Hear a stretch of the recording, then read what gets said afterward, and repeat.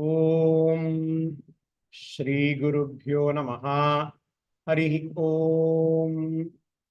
शुक्लांबरधरं विष्णुं शशिवर्णं चतुर्भुजं प्रसन्नवदनं ध्यायेत् सर्वविघ्नोपशान्तये। गुरुर्ब्रह्मा गुरुर्विष्णुर्गुरुर्देवो महेश्वरः।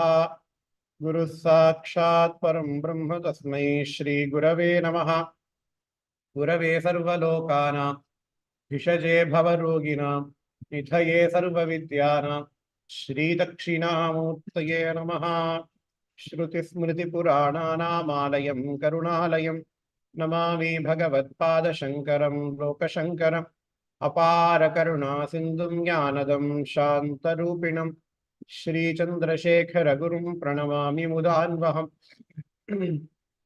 परित्यज्य मौनं बटादस्थितिं च व्रजन् भारतस्य प्रदेशात् प्रदेशं मधुस्यन्ति वाचा जनान् धर्ममार्गे नयन् श्रीजयेन्द्रो गुरुर्भाति चित्ते नमामः शङ्करान् वाक्यविजयेन्द्र सरस्वती श्रीगुरुं शिष्टमार्गानुनेतारं सन्मतिप्रदं सद्गुरुचरणारविन्दाभ्यां नमः। श्रीगुरुभ्यो नमः। हरिः ओम्।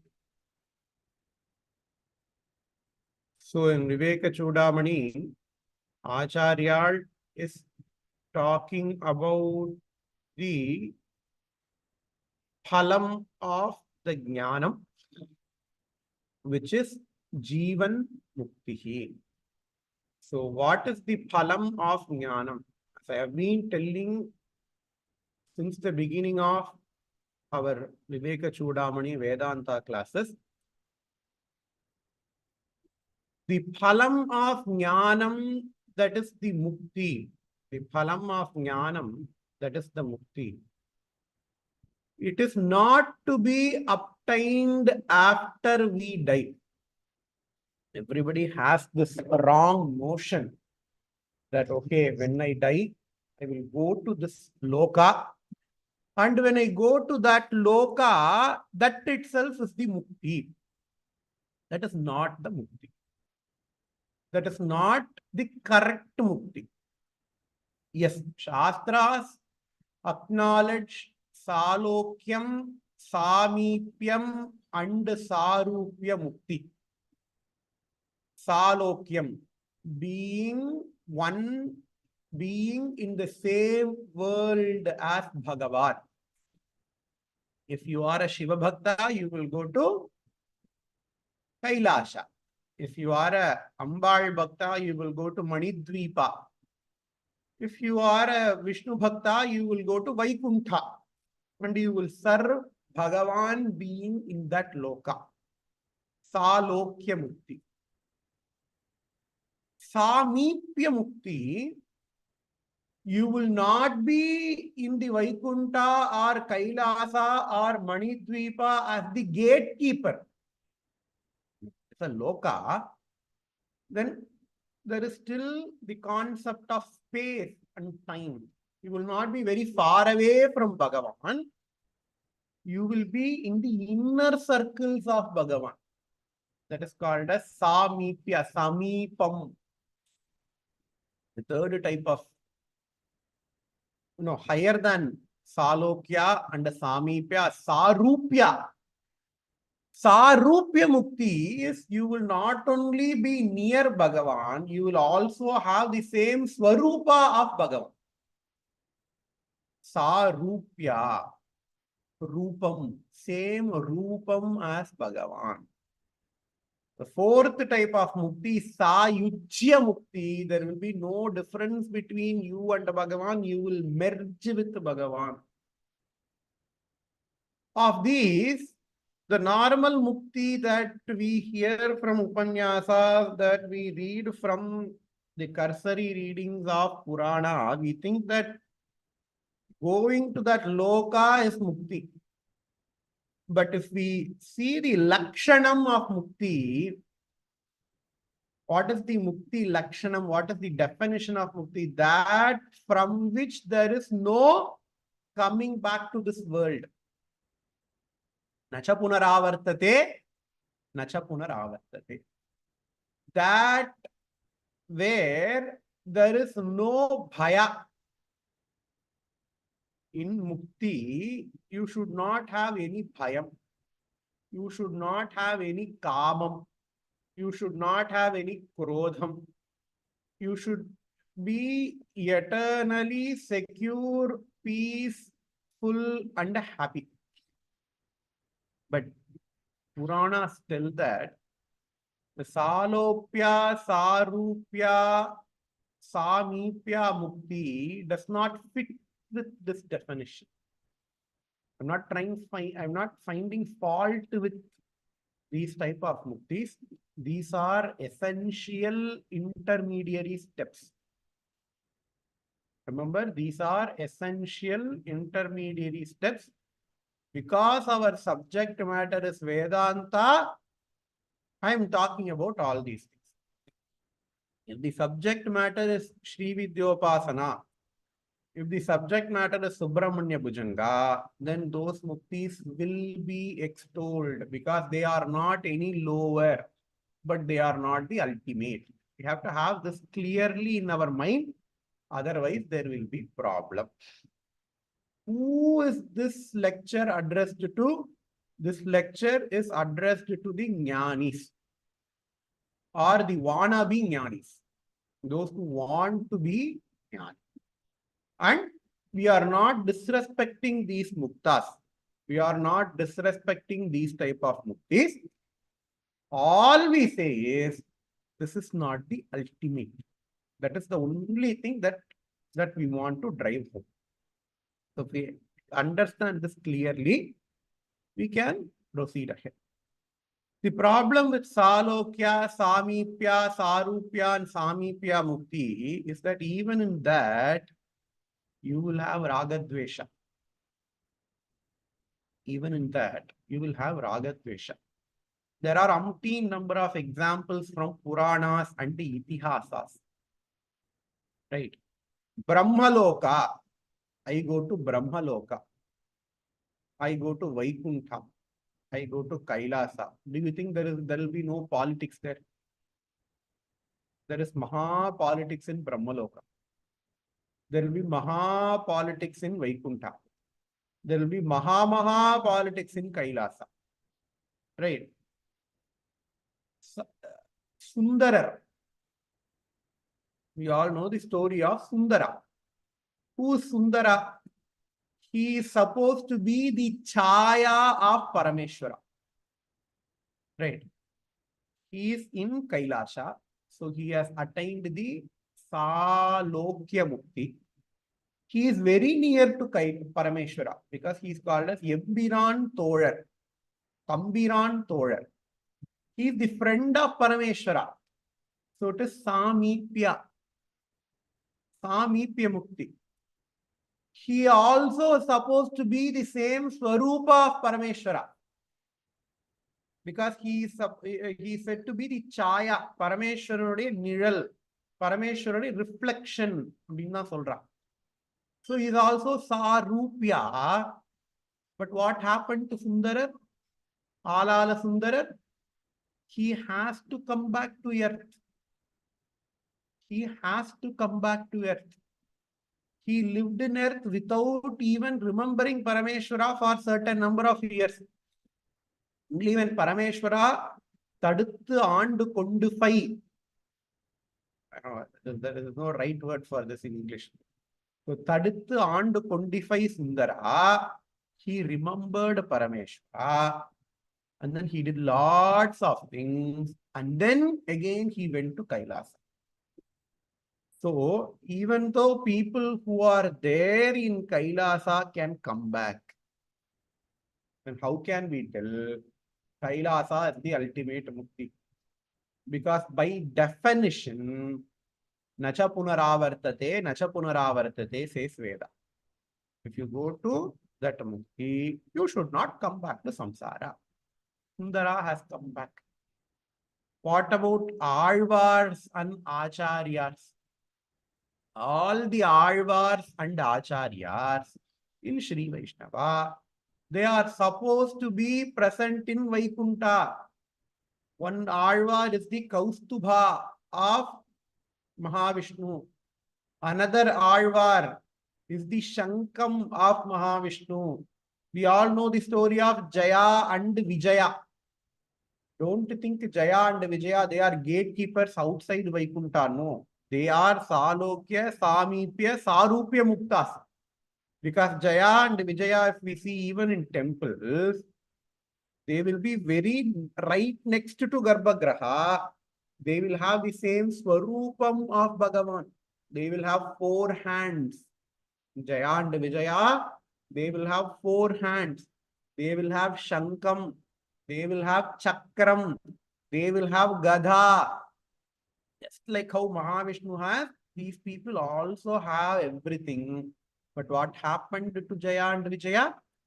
Because they have supposedly disrespected the Sanakadi Munivas, they have to be born as Asuras, not even as human beings, they have to be born as Asuras. They did all the bad things. And then Mahavishnu took them along with him. So even if you get Salopya, Salokya, Sarupya, Samipya Mukti, there is coming back. Why all these people? What happens to Bhagavan? Even Bhagavan comes down. Mahavishnu, he comes down. Right? He comes down as Rama. He comes down as Krishna. He comes down for all the avatara.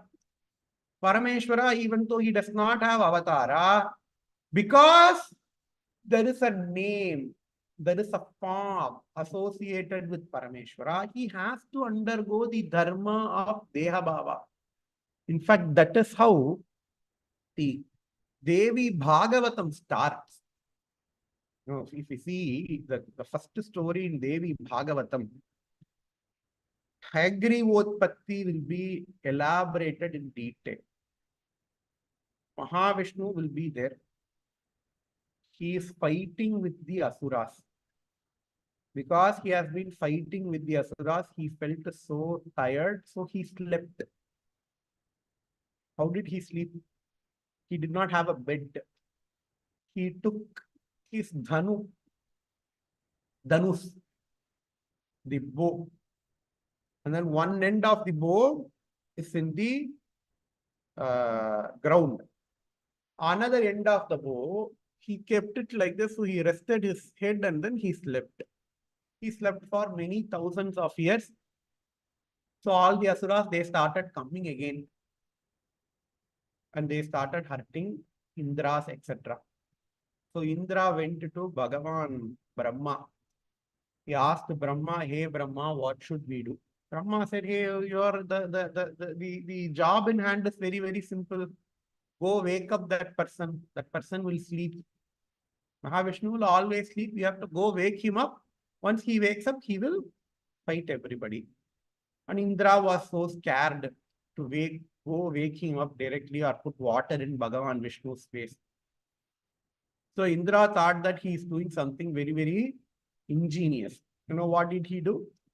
He took up the form of Karayan, termite. He took up the form of termite. And then he started chewing off the bow of Bhagavan. He started chewing off the will of Bhagavan. It's called as Saranga. Saranga Dhanva. Saranga Bhakti. He started chewing it from the bottom. You know what happened? We all have seen ghosts, right? At least in movies and TV series. So there will be one curved wooden structure which is kept under tension because of a string. There will be a string and then this wood will be curved. So both the wood and the string will be under lots of tension. In fact, bow, it is a form of a spring purely from the point of view of physics. A bow is classified as a spring because it is under tension. When he started chewing off the bottom of the bow, all the bottom of the bow got destroyed. So the string which is under tension, the பின்னாடி நான் அப்படின்னு இந்த நான், because it is under so much pressure, and the moment he started chewing off the bottom, அது அப்படியே போயிடும்.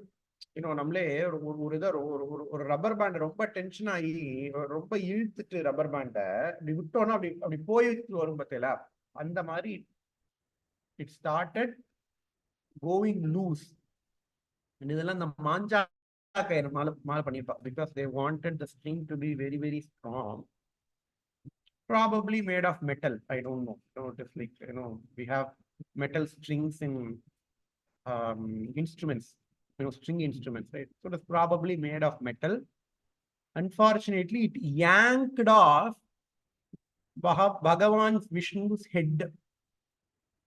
தலையை அறுத்துருச்சு. இந்த மாஞ்சா கயிறெல்லாம் கழுத்து அறுக்கணும் அப்படின்பா. பட்டம் விடுறதுக்கு மாஞ்சா கயிறு, it will cut your head, throat, because the string is so huge and it is under so much pressure. When it was let loose, it yanked off Bhagavan Vishnu's head. So Bhagavan Vishnu is headless now.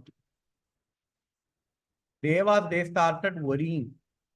என்னப்பா அது, ஏதோ இவராவது போய் போர் புரிவார் அப்படின்னு பார்த்தா நம்ம ஏதோ பண்ண போய் இவர் தலையே இல்லாம நிற்கிறாரே, இப்ப என்ன பண்றது அப்படின்னு they started worrying. They again went to Brahma, because Brahma was the person who gave this idea, right? Hey Brahma, ரொம்ப நல்ல ஐடியா கொடுத்துட்டேன், இப்ப இவருக்கு தலையே இல்லையே, என்ன பண்றது, இவரே இல்லைன்னா. Number one, they were very selfish. They said, okay, how will we be protected? Number two, how will the world be protected? Because Vishnu has to protect the world, right? Everybody will start cursing us.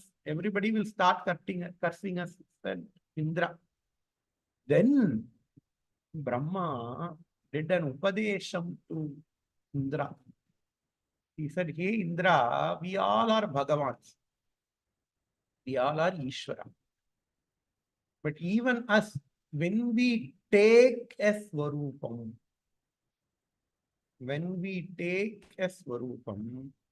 we will have limitations that comes along with that Swarupam.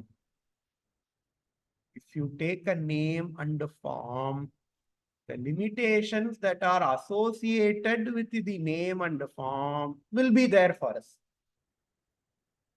If we are in Nirgunam, there will be no limitations, but you guys will never see us. Why do Bhagavan takes form? In order to help us. In order to help us, he reduces himself to names and forms. If Bhagavan wanted to be limitless, he will never have taken names and forms. But if he never takes names and forms, we cannot be able to meditate on him, right? So only then Brahma does this upadesham to Indra.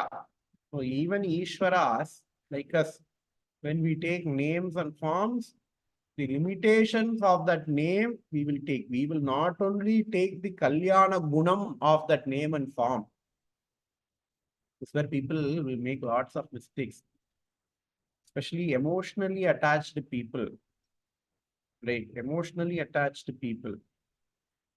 If I Bhagavanukku Kalyana Gunam, yes, we accept that, but it also has got limitations. Bhagavan will not only take the guna and leave the dosha out, because he is the one who has given all the rules. How will he oversee all those rules? Right? He will never do that. So he will take the guna of that form. He will also take so the moment you attach a guna to Bhagavan, you are also attaching a dosha to Bhagavan. You always have to remember that, especially people who are in the path of Vedanta. As I said before, this is for the people who are in the path of Vedanta, not for people who are in the path of Upasana. Have to be very, very clear.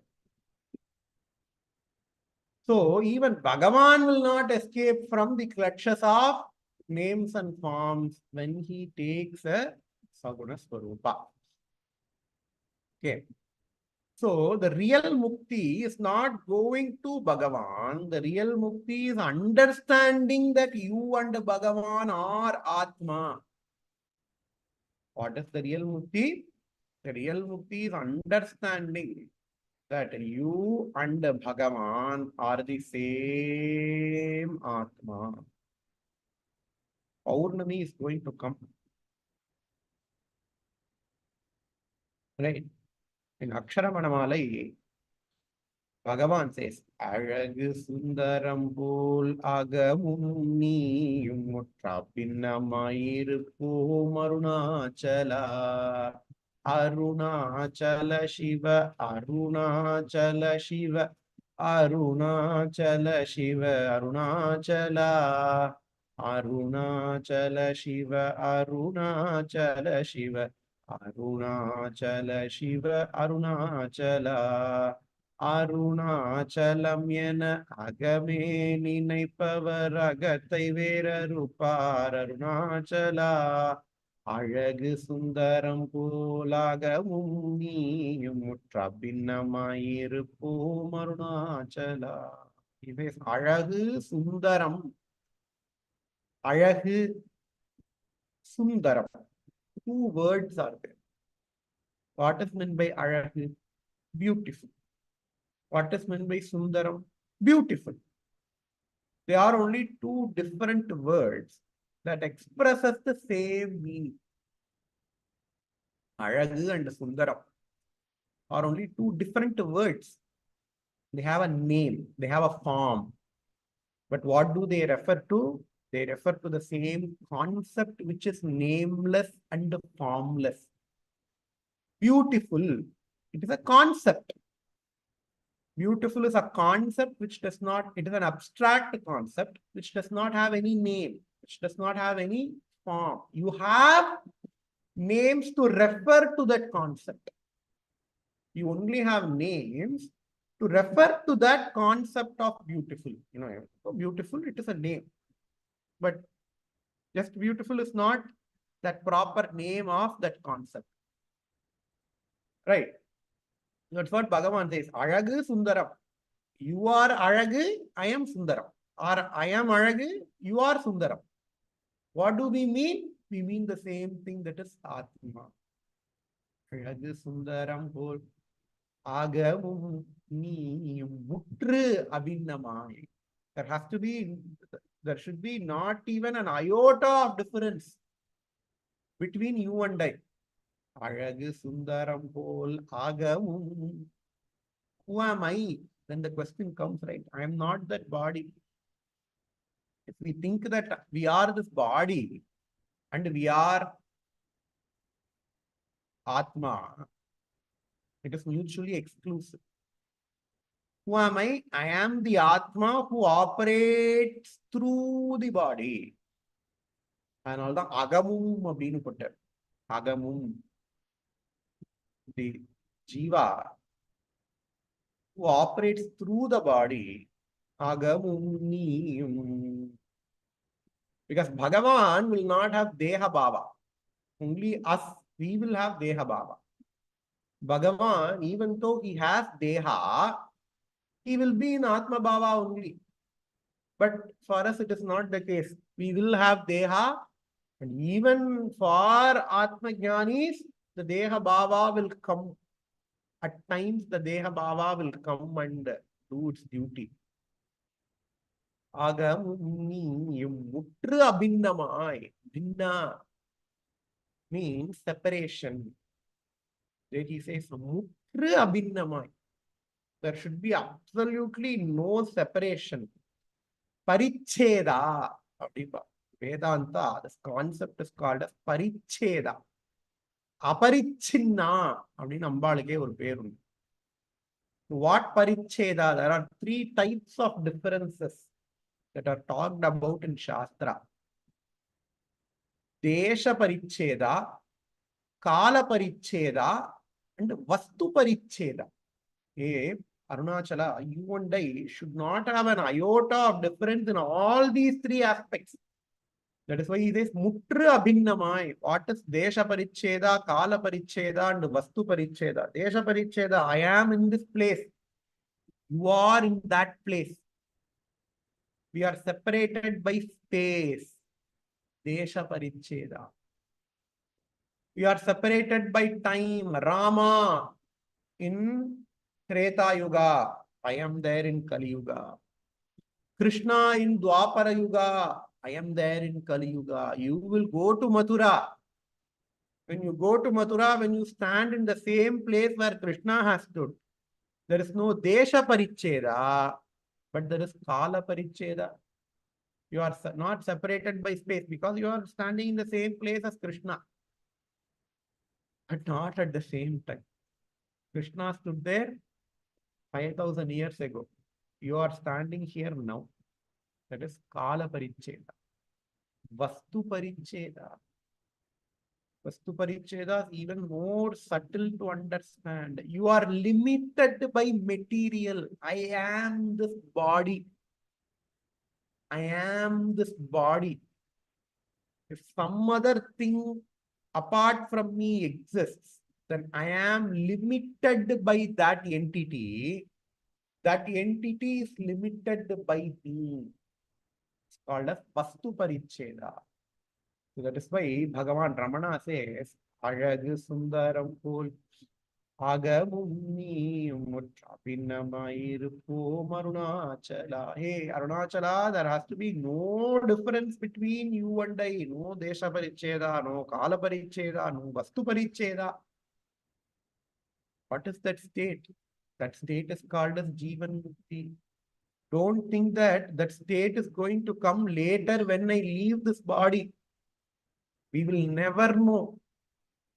The advantage of Vedanta is that it gives me phalam right now. Veda Purva, Vedanta is the end part of Veda. Veda Purva, Purva Bhagam of Veda deals with Punya Papa and Swarga Naraka. You will never know whether you have accrued Punyam or not when you are in this body. You will never know when you will go to Swargam or Narakam when you are in this body. Shastra says Swarga Kamo ya Jeta. If you want to go to Swargam, you have to go. You have to do this many yagams. But how do you know whether you are doing yagam in the right way or not? From Sankalpam itself, says you have to do Achamanam. How do you do Achamanam? There are 20 pages rule book. Just for Achyuta Anma, Ananta Anma, Govinda.